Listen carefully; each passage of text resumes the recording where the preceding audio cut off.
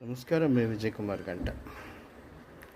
తమిళనాడులో TVK party అధినేత పెట్టినటువంటి రోడ్ షో సందర్భంగా అనేక మంది వచ్చి తోపులాటకు గురై మరణించినటువంటి పరిస్థితి, తోపులాట జరిగి మరణించిన పరిస్థితి మీకు తెలుసు.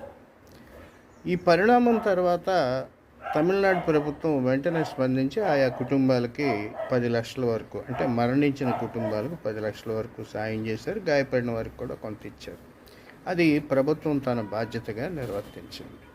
అయితే టీవీకే అధినేత విజయ్ మాట్లాడుతున్న తీరు కానీ, విజయ్ వెనక ఉండి ఆడిస్తున్నటువంటి స్ట్రాటజిస్ట్ ప్రశాంత్ కిషోర్ కానీ పెట్టుబడిదారీ ఊహాత్మక నికృష్టమైనటువంటి రీతిలో ఉన్నారనేది అర్థమవుతుంది. విజయ్ మరణించిన వారి కుటుంబాలను ఆదుకోలేదా అంటే ఆదుకున్నారు. 20 లక్షల రూపాయలు ఇస్తానన్నాడు. ఇంతవరకు ఇచ్చారా లేదా అనేది తీసి పక్కన పెడదాం. అతను ఎంతసేపు ఇది ఒక కుట్రపూరితంగా జరిగింది అని మాట్లాడుతున్నాడు. కానీ నిజానికి అధికారంలో ఉన్నటువంటి డిఎంకే కానీ, అట్లాగే అతను కొంతవరకు స్నేహం నేర్పుతున్నటువంటి ఏఐడిఎంకే కానీ విజయ్ వల్ల భారీ స్థాయిలో రాజకీయ పక్షాలకు నష్టం జరుగుతుందనే రీతిలో ఆలోచించట్లా.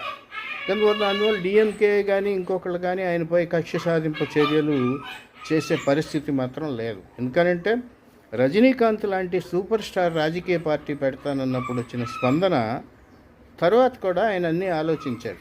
ఎంజి రామచంద్రన్ లాంటి వాడు అక్కడ ముఖ్యమంత్రి అయినప్పటికీ ఓ సాధారణ జూనియర్ ఆర్టిస్టు ఆ డిఎంకేలో ఎంతగానో పనిచేసి శ్రమించి సమయానుకూలంగా రాజకీయాల్లోకి వచ్చాడు. అట్లా కేవలం ప్రజల అసంతృప్తి, సినీ గ్లామరు, ప్రజలకు అవసరమైనటువంటి అంశాలను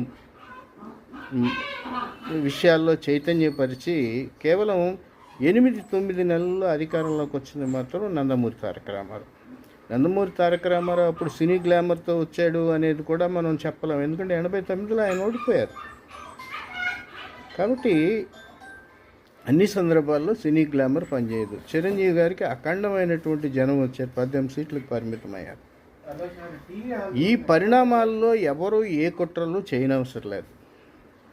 విజయ్ మనసు మార్చుకోవాలి, జరిగిన దాన్ని సరిదిద్దుకోవాలి. ఎందువల్ల ఇలా జరిగింది, ఈ ప్రశాంత్ కిషోర్ అనే నరరూప రాక్షసుడి ఆలోచనల్ని అనుసరిస్తే జరిగిన నష్టం ఏంటనేది చూసి ప్రజల మనిషిగా ప్రజలకు అండగా నిలిచే విధంగా ఉండాలి తప్ప అధికారమే